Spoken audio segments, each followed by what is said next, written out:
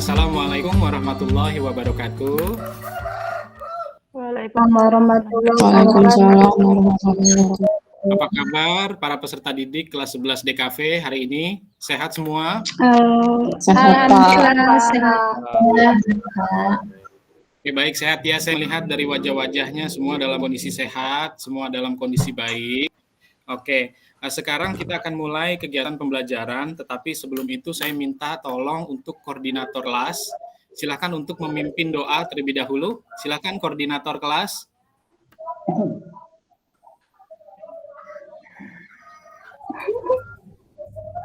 Baik, mari teman-teman untuk berdoa. Berdoa dimulai.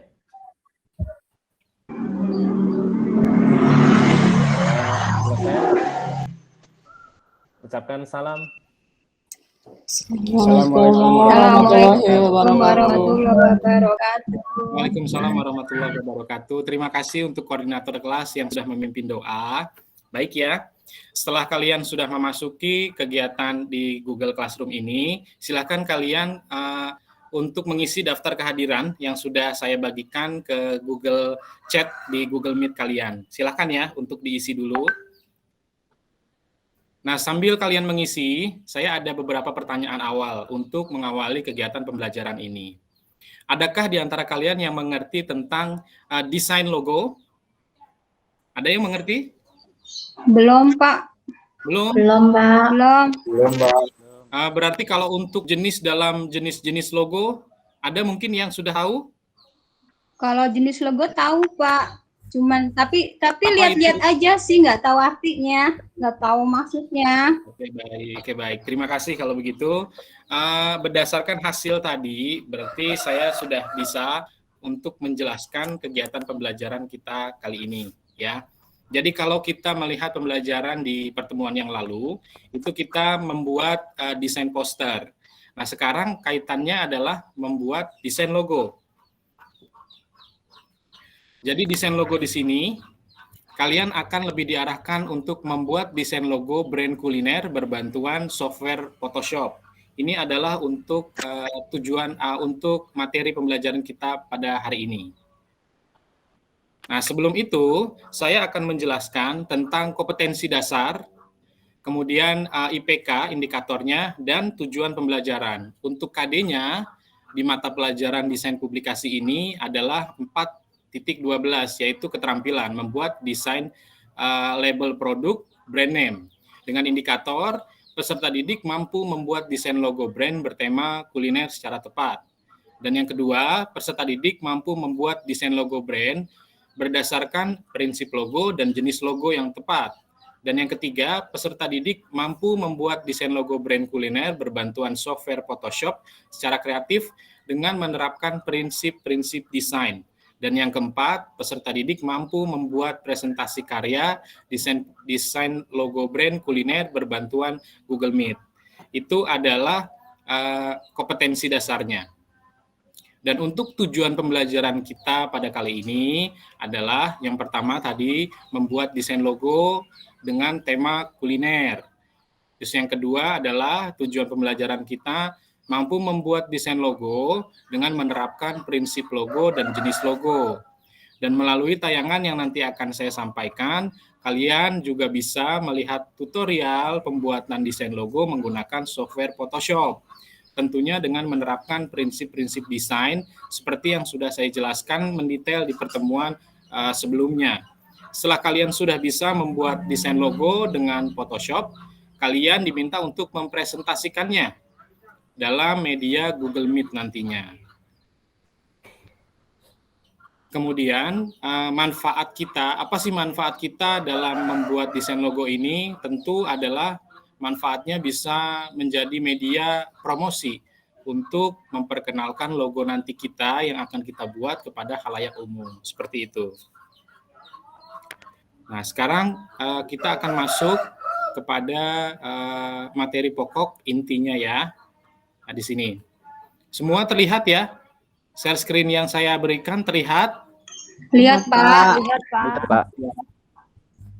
Oke, baik. Yang pertama itu ada tema kuliner. Untuk desain logo, logo sendiri itu tentu adalah sebuah visualisasi secara bentuk yang memiliki nilai simbolis. Bisa bertujuan untuk mempromosikan sebuah produk atau jasa. Nah, di sini saya akan lebih menekankan kalian untuk memberikan pandangan terkait dengan desain logo brand yang merek ya, berupa kuliner.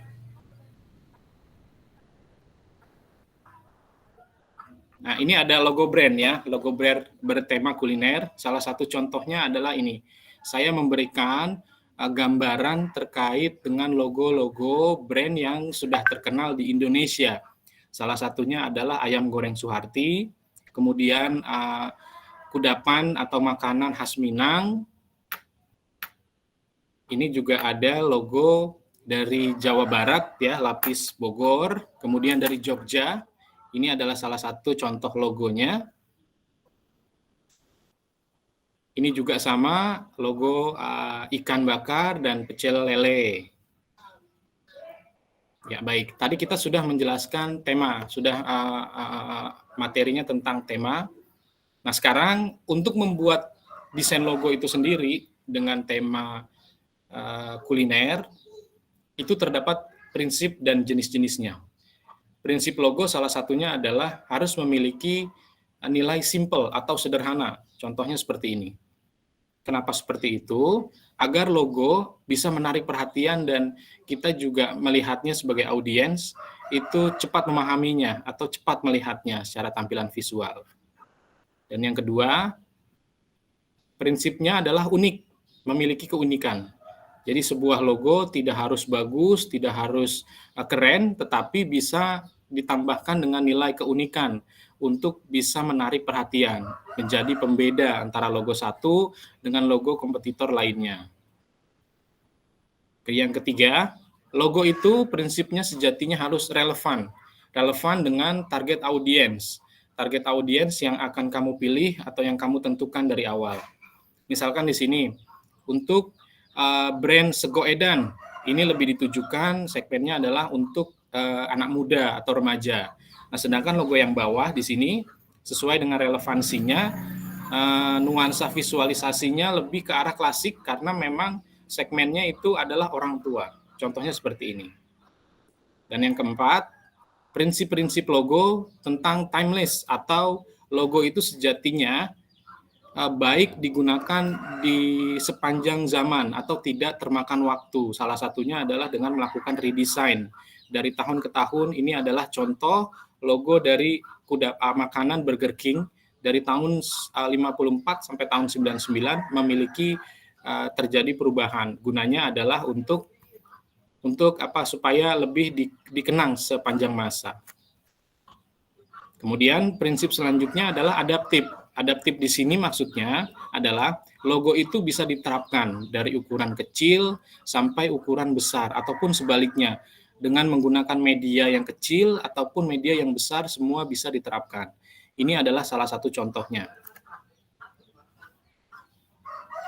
Setelah kita memahami, tadi menayangkan prinsip logo, sekarang ada jenisnya. Dalam kita membuat desain logo brand, itu memiliki jenis. Jenis logonya apa saja? Yang pertama ada logo tipografi. Tipografi di sini artinya logo itu hanya berwujud teks saja, atau tipografi atau hurufnya saja. Contoh seperti ini, brand kopi Gayo. Ini untuk jenis logo tipografi. Nah, yang kedua, ini adalah jenis logo pictorial mark. Artinya apa? Artinya logo ini hanya berupa gambar atau simbol saja. Tapi ada juga logo yang diberikan judul atau nama brandnya sebagai penguat atau elemen pendukung. Contohnya seperti ini. Kemudian yang ketiga, ada jenis logo letter form atau logo brand menggunakan huruf inisial saja. Contohnya seperti ini. Dan yang keempat, jenis logo emblem. Emblem di sini artinya adalah bentuknya itu full di bagian outline pinggirnya, jadi tameng sebagai logonya. Contohnya seperti ini. Dan yang terakhir, jenis logo karakter atau maskot. Bisa kalian lihat di sini. Di sini maskotnya adalah ayam. Kemudian logo yang sudah terkenal terkait dengan kuliner itu ada Hokben dan KFC. Jadi di sini logo yang digunakan itu menggunakan maskot daripada produk itu sendiri. Nah, setelah kalian sudah melihat tayangan tentang jenis dan prinsip logo, sekarang saya akan menayangkan video terkait bagaimana membuat desain logo brand kuliner menggunakan software Photoshop. Baik, yang pertama ini adalah langkah membuat desain logo menggunakan Photoshop. Yang pertama tentu kalian mengaktifkan komputer dengan perangkat software Photoshop-nya, ya. Jadi kenapa menggunakan software Photoshop? Karena di pertemuan yang lalu kita sudah bahas dan ternyata kalian lebih familiar menggunakan Photoshop ini. Maka langkah selanjutnya adalah yang pertama untuk membuat logo, pastikan kalian laptopnya atau komputernya aktif dulu Photoshop-nya. Setelah sudah aktif, langsung menentukan bidang kerjanya. Ingat ya, kalau memang tugasnya ini dipresentasikan, berarti warna yang kalian gunakan adalah formatnya RGB. Sedangkan kalau untuk dicetak, kebutuhan pencetakan, kalian gunakan warnanya formatnya CMYK. Ini kita akan membuat kanvasnya dulu atau bidang kerjanya. Jadi contoh yang akan saya lampirkan di sini, itu logonya tentang martabak dengan bentuknya lingkaran. Setelah kalian sudah tadi membuka kanvasnya, menentukan ukurannya, silakan kalian membuat bentuk dasar untuk background lingkaran. Nah, di sini menggunakan warna coklat. Kemudian langkah yang ketiga, silakan kalian memberikan efek emboss, itu ada di blending option. Kemudian yang keempat, memasukkan unsur-unsur atau elemen gambar berupa di sini digunakan maskot. Jadi silakan dimasukkan saja. Langkah selanjutnya, memasukkan gambar-gambar lagi, karena di sini logonya martabak, jadi ada gambar maskot yang sedang memegang martabak. Nah, tambahkan untuk judul, ya, ada elemen tipografi di sini, judulnya juga bisa ditambahkan seperti ini. Kemudian lakukan penataan sampai dengan hasil yang sesuai dengan konsep apa yang kamu ingin tampilkan. Nah, ini adalah hasil akhirnya seperti ini. Martabak dengan brandnya adalah namanya Muara Bungo, seperti ini. Nah, kemudian materi selanjutnya, setelah kalian sudah bisa membuat desain logo menggunakan software Photoshop, kalian juga bisa untuk mempresentasikannya di dalam Google Meet. Nah, apa saja sih yang diperlukan atau dibutuhkan langkah-langkahnya, tekniknya, metodenya, supaya kalian dalam mempresentasikan itu dengan berbantuan Google Meet bisa lancar. Yang pertama adalah kalian persiapkan diri kalian dulu, ya. Pastikan diri kalian rileks, kalian santai, supaya nanti pada saat presentasi kamu juga bisa menyampaikan dengan baik. Itu yang pertama, persiapkan diri. Kemudian yang kedua, mempersiapkan bahan dan materinya. Kalau tadi bahannya tentunya adalah desain logo yang sudah kalian rancang. Ditulis filosofinya seperti apa supaya nanti bisa disampaikan kepada teman-teman di kelas. Yang ketiga adalah mempersiapkan sarana dan prasarana. Tentunya di sini kalian harus memiliki paket data.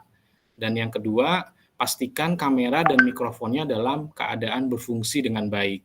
Kemudian saran yang selanjutnya adalah mungkin cari tempat yang tidak bising ya, supaya nanti pada saat kalian presentasi tidak ada suara noise yang bisa mengganggu.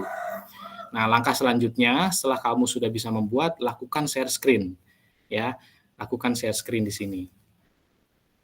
Nah, itu adalah terima kasih ya. Itu tadi adalah tayangan materi kita pada hari ini. Mungkin sampai sini ada yang ingin bertanya? Silakan. Pak, izin bertanya, Pak. Ya, silakan. Kalau nggak salah ada yang namanya logo type dan logogram. Nah, itu maksudnya apa, Pak, bedanya? Terima kasih. Oke, baik. Tadi ada logo type dengan logogram. Ya, sebetulnya itu masuk dalam materi yang tadi sudah dijelaskan, yaitu adalah jenis logo. Kalau logo type itu lebih kepada tipografinya saja. Kalau untuk logo mark itu lebih kepada bentuk karakternya saja atau bentuk objeknya aja, gambarnya, seperti itu. Ada lagi yang ingin mungkin bertanya terkait dengan materi tadi? Saya Pak, Ya, monggo, silakan. gini Pak, kan kalau jualan itu kan ada yang pakai logo, ada yang tidak. Kayak ibu saya itu jualan nasi apa, istilahnya nasi bungkus itu nggak pakai logo. Apa sih Pak fungsinya logo itu? Oke, baik. Pertanyaan yang sangat bagus ya. Jadi memang dalam pemasaran metodenya ada dua. Ada yang melalui publikasi itu secara visual, seperti media promosi dan lain sebagainya. Dari logo, poster, brosur, ada juga ya jenis kegiatan atau aktivitas penjualan itu menggunakan komunikasi dari mulut ke mulut. Jadi kalau tadi pertanyaannya apa sih fungsi logo? Tentunya adalah fungsi logo itu mempromosikan tentang produk yang akan kita sampaikan, seperti itu.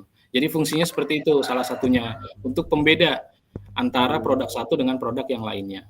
Oh gitu ya Pak, terima kasih ya Pak. Ya, sama-sama. Bagaimana, ada lagi? Oke, baik, kalau tidak ada pertanyaan, ya saya rasa sudah cukup jelas. Silahkan kalian ya membuka pada chat di Google Meet kalian. Di situ saya sudah melampirkan link Google Classroom. Silakan kalian untuk melihat dan mengerjakan LKPD di situ ya. LKPD di situ. Sebentar akan saya coba Bapak kasih ini ya contohnya.